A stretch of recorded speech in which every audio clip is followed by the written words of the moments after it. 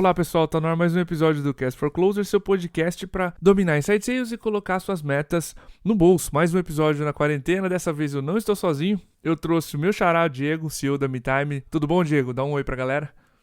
Fala, Cordovez. Estamos gravando esse episódio remotamente, é claro, né?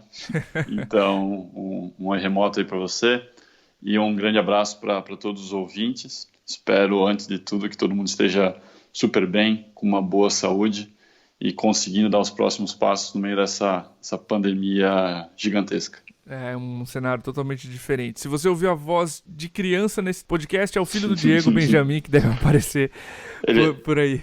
Ele está no meio da soneca do almoço agora. Ah, então coisa boa. A gravação foi estrategicamente pensada pensando nisso. Boa. Bom, pessoal, a gente vai falar sobre os aprendizados e tendências da Inside Sales Benchmark Brasil 2020. Para você que não conhece esse relatório, é a nossa pesquisa anual de Inside Sales e a gente pergunta para gestores comerciais, várias coisas sobre processos comerciais, métricas, sobre treinamento, comissionamento de vendedores, enfim, são mais de 50 páginas, são 6 capítulos, a gente faz uma análise do perfil dos respondentes também, então esse é um episódio que a gente veio resumir 5 aprendizados, ele de forma alguma substitui a leitura do relatório, porque tem muita coisa interessante lá, só de gráficos são mais de 80, eu perdi a conta. A gente vai resumir aqui para vocês. 5 deles eu vou dar pequenos spoilers e aí o Diego vem e apresenta os 5 aprendizados. Mas vamos lá. O primeiro deles tem a ver com a ascensão do SDR, a gente chamou assim. O segundo, turnover, a rotatividade de funcionários, a gente vai falar um pouquinho sobre isso. O terceiro, a gente chamou de o pote de ouro no final do arco-íris e ele tem a ver com salário, bastante interessante esse aprendizado. O quarto, o ciclo de vendas e um pouquinho de metas por quarter, uma reflexão a respeito. E o quinto, o poder da taxa de conversão, a taxa de fechamento de oportunidades em clientes. E a gente passa para o primeiro aprendizado, que é a ascensão do SDR. Diego, conta aí um pouquinho mais da tua análise desse aspecto no relatório e o que a gente pode tirar disso. Então, nesse caso, Cordovez, não foi uma grande surpresa o fato de que mais empresas adotaram a especialização de papéis, e SDRs e BDRs, na operação comercial, se comparando de 2018 a 2019. Eu acho que se eu e tu fôssemos sentar e pensar assim, cara, a gente acha que mais empresas vão adotar ou empresas vão cortar essa área? Porque ambos apostaríamos que elas iriam adotar mais. Agora, eu não apostaria que o crescimento ia ser tão forte como foi.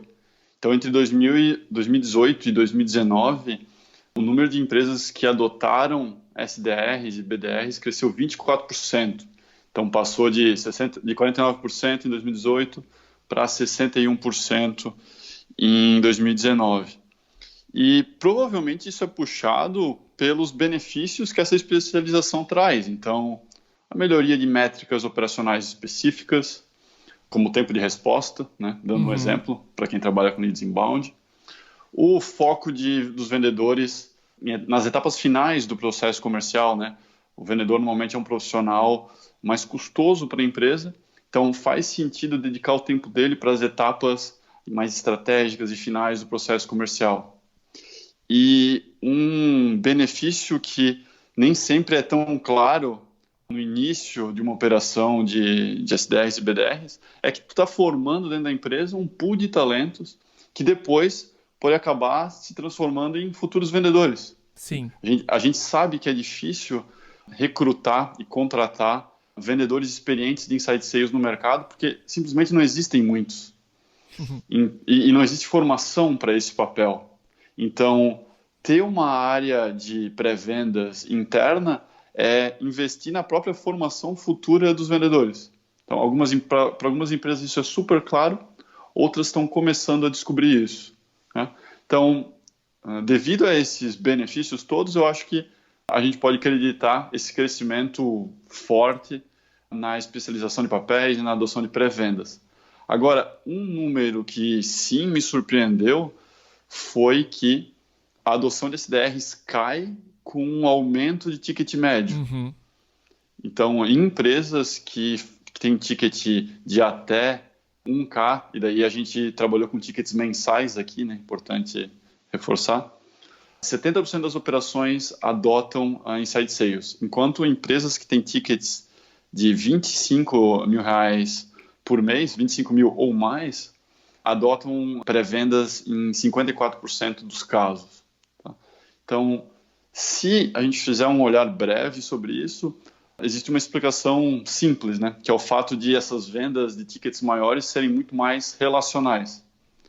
Então, é uma venda onde, às vezes, o processo de prospecção não é tão forte e a venda vai se formando por meio de relacionamentos, seja feitos em eventos, seja prévios, ou seja, relacionamento dos próprios fundadores da empresa. Agora, ao mesmo tempo, no processo de Inside Sales vão continuar existindo atividades que, em vendas relacionais, em vendas de tickets altos, ainda exigem um grande trabalho manual e processual. Então, dando alguns exemplos aqui. Preparação da target list, quando o vendedor quer ir atrás de algumas empresas específicas do setor dele. Encontrar um tomador de decisão dentro de uma empresa-alvo. Às vezes isso não é tão claro. É extremamente trabalhoso fazer isso. E por último, nutrir potenciais clientes, às vezes antes de um processo comercial, ou mesmo durante e depois, caso não seja o momento de uma venda ainda. Tudo isso são trabalhos que exigem bastante tempo e uma especialização de papéis pode auxiliar o vendedor a conseguir, às vezes, fazer isso em uma maior escala, ou ele consegue dedicar o tempo dele a prospecção um pouquinho mais avançados no funil, enquanto um SDR ou BDR consegue auxiliar nessas etapas mais iniciais. Então, se eu tivesse que apostar, eu diria que nos próximos anos a gente vai ver essas empresas com ticket maior, percebendo que dentro do CAC delas elas têm mais flexibilidade para adicionar pessoas que vão auxiliar no processo comercial. E com isso, mais delas vão adotar estratégias de pré-venda. Com certeza. O ponto que me chama bastante atenção, e a gente, Diego, só percebeu isso na MeTime quando implementou especialização de papéis, é esse ponto que tu mencionou, vira uma escola, vira uma pré-seleção de bons vendedores, uma vez que é muito difícil acertar logo, pegar alguém de cara e transformar num ótimo vendedor. Então, foi um benefício que a gente não acreditou muito quando disseram, e quando a gente implementou, a gente viu na pele isso. O próprio Rui menciona, o nosso head comercial menciona várias vezes. E sim, a análise do ticket médio ela é interessante, assim como outros pontos que a gente tem para decidir se especializa ou não, como complexidade da venda, quantas ligações eu preciso fazer para uma venda, se ela é facilmente feita em uma ligação, não faz tanto sentido especializar o papel. Enfim, não é uma ciência, quando a gente trouxe Aaron Ross, Mark Roberge, não é uma ciência exata, nenhum deles, eu faria especialização de papéis 100%, mas tem realmente vários benefícios, como tu mencionou. Eu queria mergulhar no segundo ponto, que é turnover, cara. A gente sabe o quão problemático é a rotatividade dos funcionários, mas conta aí, como é que tu tá enxergando o turnover dentro da pesquisa? Quais dados te chamaram a atenção? Eu separei um dado para a gente discutir, que foi que apenas 28% das empresas respondentes na pesquisa, né, disseram que tem uma senioridade média dos vendedores em 18 meses ou mais. Então, mais ou menos aí 1/4 das empresas conseguem reter os seus vendedores por 1 ano e meio ou mais. Todas as demais têm um tempo médio de permanência dos profissionais de venda que é inferior a 18 meses. E esse é um problema que constantemente é varrido para debaixo do tapete. Ou não necessariamente é varrido, mas não existe, acho que, conversa suficiente e não é dedicada a energia necessária para resolver esse problema. Tá. E provavelmente é porque é muito difícil de mensurar ele. Quantas empresas de fato estão perdendo por causa do turnover de vendedores? É uma conta complexa. Confesso que eu não tenho esse número super claro na minha cabeça. Acho eventualmente também não tem, Diego. Não. Mas eu elenquei algumas coisas que o turnover gera em termos de despesas. Então, por exemplo, despesa com demissão, obviamente. Despesas com recrutamento. Né? Vou ter que repor a vaga da pessoa que saiu. A despesa com treinamento e ramp-up do vendedor. Né? Afinal, agora eu vou ter que treinar ele dentro do nosso processo comercial. E junto disso, é comum a empresa ver uma baixa na taxa de conversão. Porque o que vai acontecer agora, enquanto esses novos vendedores, esse novo vendedor que entrou para repor um que saiu, tiver em ramp-up, ele não vai ter a mesma taxa de conversão que uma pessoa que já tinha experiência na área. Então a empresa vai aproveitar menos os leads dela. Faz sentido. Então, eu imagino que se a gente colocar tudo isso numa equação e ver quanto custa mesmo o turnover, esse número ia surpreender as empresas. E daí eu acho interessante a gente fazer um paralelo com o que o Outback fez para reter os gerentes dos restaurantes deles. Eu já te contei essa história? Uhum. Já? Bom, vou me repetir aqui então. O Outback é um caso que já foi estudado em diversas universidades e MBAs, porque antes deles iniciarem essa cadeia de restaurantes, né, que é super bem sucedida, eles se fizeram a pergunta: por que as cadeias de restaurantes grandes acabam dando errado? E elas dão errado porque elas não conseguem manter o padrão entre um restaurante e outro. Mas por que elas não conseguem manter esse padrão? E eles chegaram na resposta fim que eles não conseguiam manter o padrão de entrega da comida entre diferentes restaurantes porque o turnover do gerente de restaurante era muito alto. E ele, em média, ficava só 6 meses. Então, imagina como deve ser difícil manter a qualidade de entrega de qualquer coisa, sendo que o líder ali sai a cada 6 meses. Então, e eles perceberam que se o Outback quisesse, né, tivesse a intenção de criar uma grande cadeia de restaurantes, eles teriam que atacar esse ponto. Então, eles criaram uma série de incentivos de curto e de longo prazo para garantir que eles teriam uma retenção do gerente de cada restaurante. Então, incentivos pequenos, desde colocar o nome daquele gerente na placa, na frente de cada Outback, para ele se sentir dono, né, todos têm, até incentivos financeiros, que é uma participação no lucro daquele restaurante.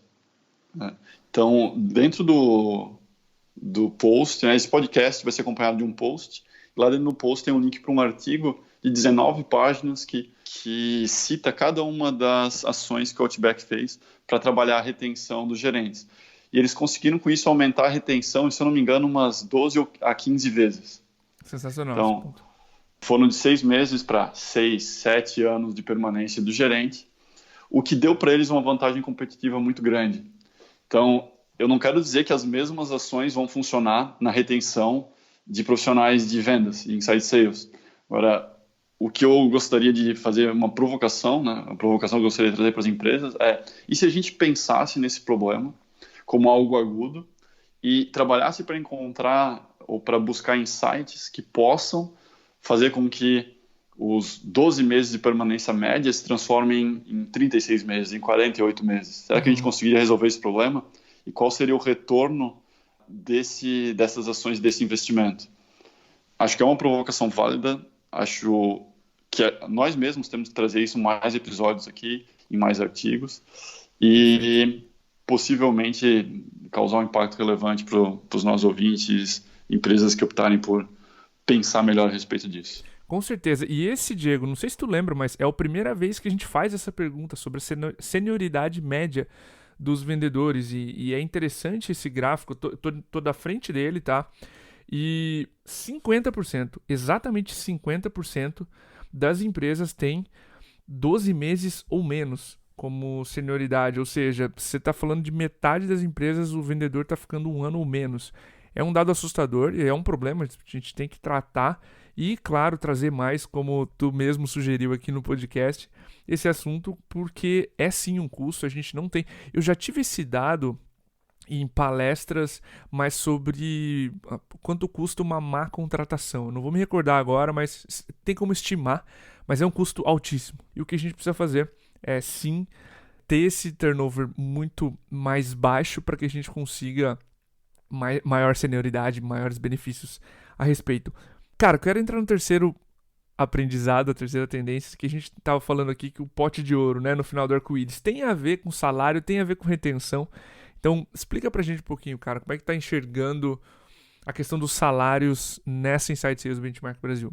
Eu acho que tem bastante a ver com retenção e turnover, o alinhamento financeiro de longo prazo entre a empresa e os SDRs e vendedores que trabalham com ela.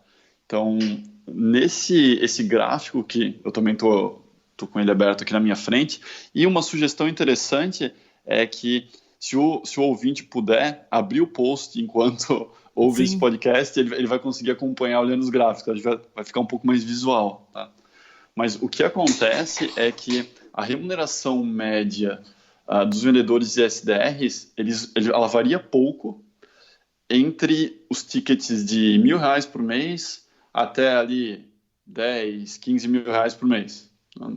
5 a 10, eu diria. Agora, na última faixa da pesquisa, né, então empresas que trabalham com tickets mensais de 25 mil ou mais, a remuneração média de vendedores de SDR dá um salto e mais que dobra, chegando no vendedor, a remuneração média do vendedor, que foi aferida, de 8,7K por mês nessas empresas que trabalham com tickets maiores. Claro, essa é a média, né? Casos vão ganhar mais, casos vão ganhar menos. E esse pode ser um próprio argumento para mostrar para os profissionais de vendas o pote de ouro no final do arco-íris, né? Então, se existe um profissional agora ingressando, começando a trabalhar com vendas e, por acaso, a empresa trabalha com tickets mais baixos, esse pode ser um alinhamento feito mostrando, olha, está aqui o cenário financeiro e onde é que você pode chegar na empresa, que no médio prazo, e caso a performance atinja determinados patamares, caso a gente esteja num bom caminho, pode migrar para vender produtos de um ticket superior e, com isso, também ter um ramp-up na tua remuneração alta. E se isso puder acontecer na empresa, ótimo. Então, a gente conhece empresas que trabalham com uma progressão de carreira, sim, onde vendedores começam vendendo tickets mais baixos e daí vão indo do small business para o enterprise. Mas, eventualmente, a empresa está só numa vertical e vende só um ticket.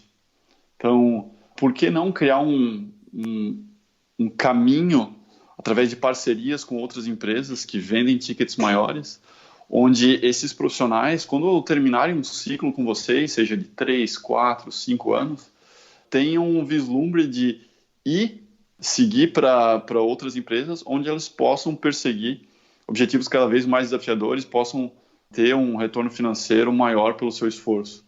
Então, o que eu fico me perguntando é se não é muito melhor a gente ter um profissional engajado em vendas por 36 meses, 48 meses, e planejar em conjunto, a 4 mãos, um próximo passo da carreira dele, mesmo que externo na empresa, do que ter uma ilusão que essa pessoa vai ficar para sempre, né, e perder ele dentro da média ali de 12 meses. Então, me parece que o primeiro cenário é muito melhor, exige um trabalho, né, claro, da empresa, mas se o alinhamento financeiro de longo prazo está claro para ambos os lados, eu acho que a possibilidade de trabalhar a retenção aumenta bastante. Muito massa isso. Eu vou convidar o ouvinte desse podcast a avançar alguns gráficos nesse mesmo capítulo sobre remuneração, sobre comissionamento variável. Todo ano, Diego, quando a gente pergunta qual o percentual do salário base que corresponde à remuneração variável, a gente coloca 3 colunas, até 40%, de 40% a 100% e mais de 100%. Toda vez que a gente compara o variável, remuneração variável, com meses atingindo a meta, é crescente. Ou seja, quanto maior a remuneração variável, mais meses dentro da meta. E isso também é um sinal de que o vendedor é sim motivado também por dinheiro, que é importante. Essa parte financeira compensa a pressão e o jogo que a gente assina quando decide fazer vendas.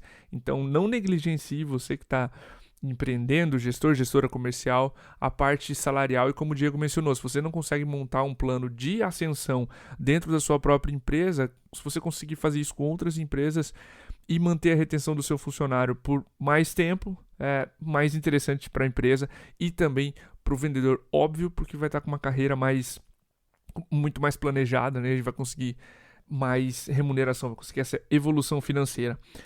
Mergulhando, Diego, no quarto ponto, cara, ciclo de vendas e metas por quarto. Eu sei que essa é uma reflexão que a gente já teve muitas vezes, até fora do podcast, mas traz um pouquinho aí, cara, da tua percepção sobre o ciclo de vendas e como a gente traça nossas metas hoje em dia. Esse gráfico na pesquisa mostrou uma escadinha perfeita, né? Uhum. Dentro dos 4 tickets que a gente avaliou, então os tickets ali até R$ 1.000 por mês, o ciclo de vendas médio foi 31 dias, e daí foi crescendo de 31 para 60 na próxima faixa de tickets, depois para 90 dias de ciclo médio de vendas para empresas que têm tickets entre 5 e 25K, e por último 119 dias para empresas com tickets superiores a R$ 25.000 por mês. Tá? E nesse gráfico, um ponto que me chamou bastante atenção é que empresas que trabalham com tickets entre R$ 1.000 e R$ 5.000 por mês, o ciclo médio de vendas é 60 dias.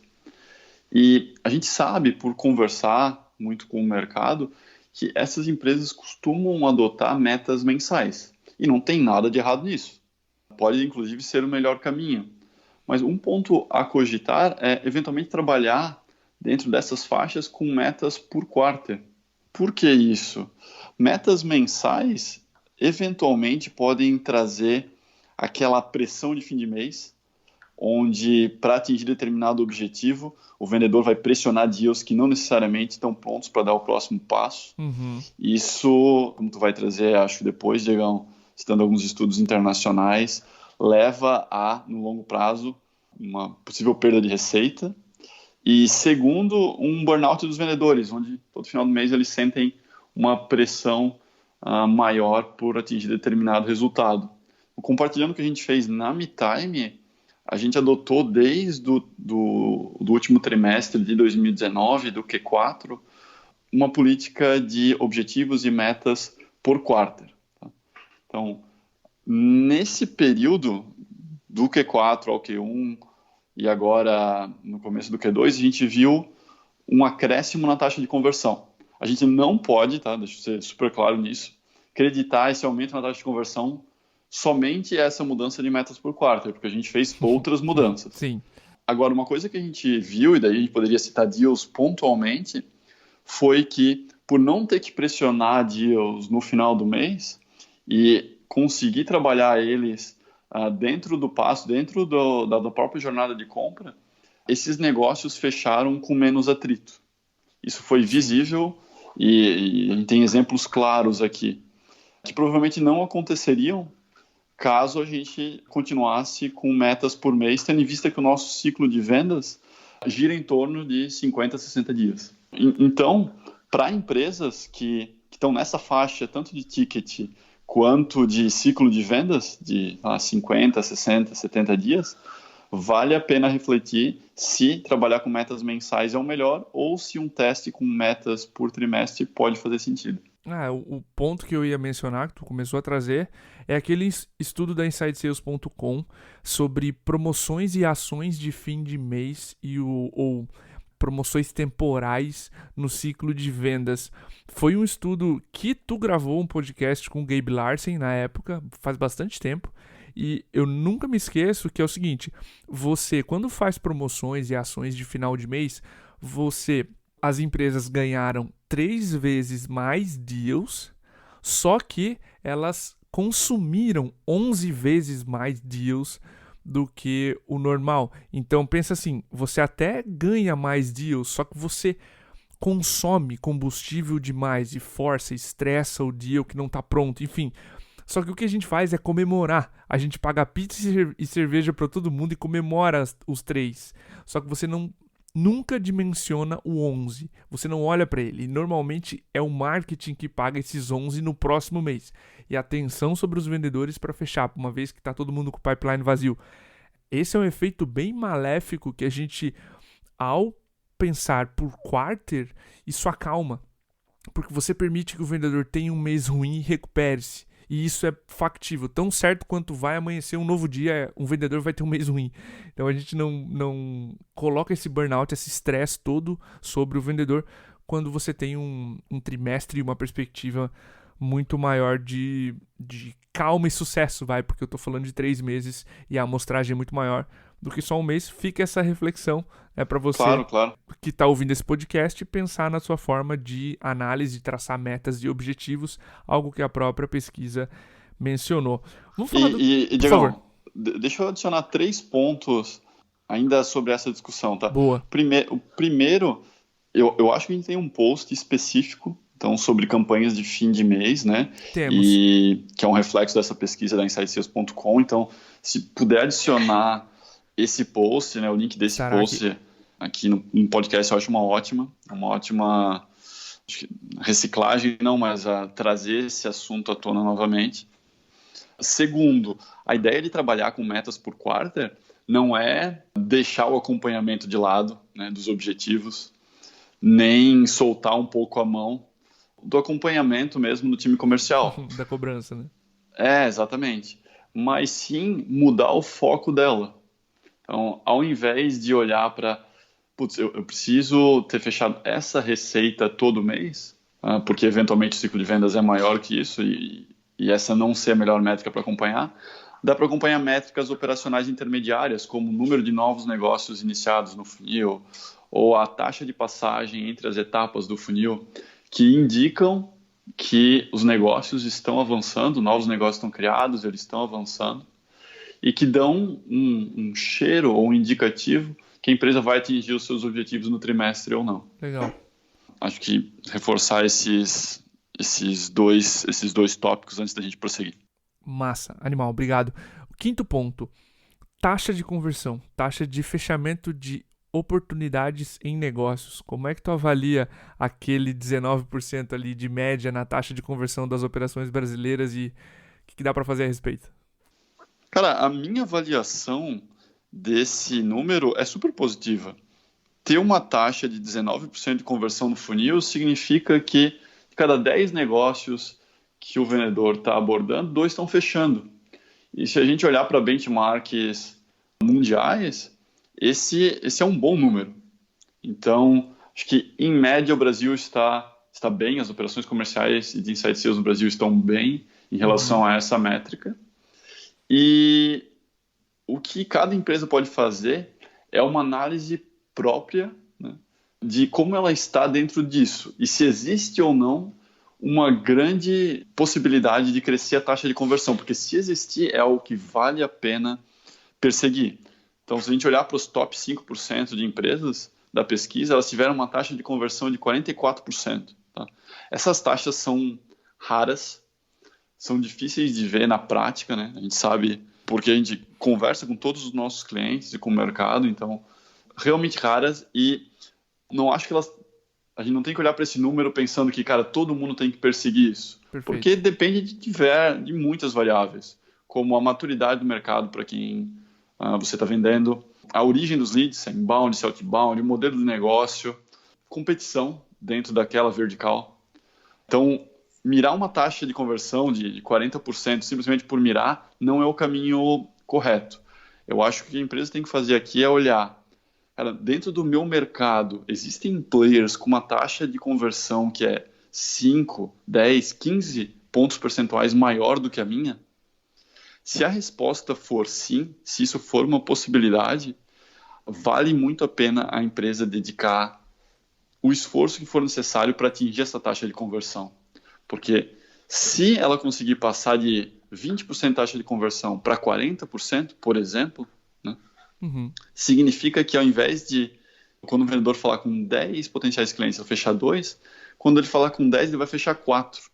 Então, ele vai ser 2 vezes mais eficiente com praticamente o mesmo custo. E o retorno, em termos de crescimento para a empresa, vai ser inacreditável. Então, de novo, reforço, não é simples, não vai ser para a maioria, na maioria dos casos, vai ser muito difícil atingir essa taxa de conversão. Agora, analisar friamente como a sua empresa está em relação à sua vertical e a taxa de conversão média nela e avaliar se existe uma grande possibilidade de melhoria e perseguir ela, pode trazer bons frutos. Sensacional esse ponto. Quando os clientes ligam na MeTime perguntando benchmarks, etc., a gente é sempre muito cuidadoso ao falar de taxa de fechamento, depende do mercado, depende, como tu mencionou, quão saturado ele está, etc. A gente precisa olhar com cuidado. Uma dica que eu traria aqui, lá do Cristiano Versus, episódio número 2 do podcast, é o seguinte. Quando a gente... a memória funciona assim. Quando a gente... Fundo do baú. Sim, sim. Eu acho que ele nem adivinha que a gente vai citá-lo aqui de novo. Cara, quando a gente tá com taxas de fechamento, e isso eram discussões periódicas que eu tinha com ele, tá?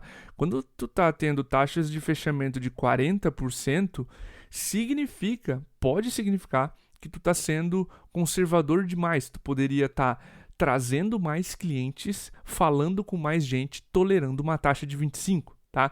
Então, ecoando o Diego aqui, eu não quero colocar 35, 40, 44% que seja como o ideal, muito pelo contrário, a gente tem que analisar se no nosso tipo de negócio existe alguém fazendo e o que esse player está fazendo para chegar. Eu acho que isso é uma forma lúcida e crítica de você olhar o que é 20%, o que é 40% de taxa de fechamento e se o meu mercado está fazendo algo irreal que eu não estou vendo ou se não é factível sim e eu preciso influenciar. Porque senão a gente começa a olhar para esse dado por olhar e querer aumentá-lo por aumentar.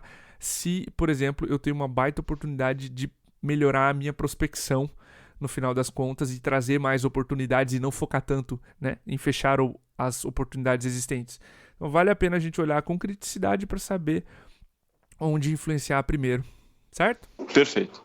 Maravilha, pessoal. Para você que ouviu esse episódio até agora, o nosso obrigado. Eu espero que vocês tenham tirado insights úteis desse podcast.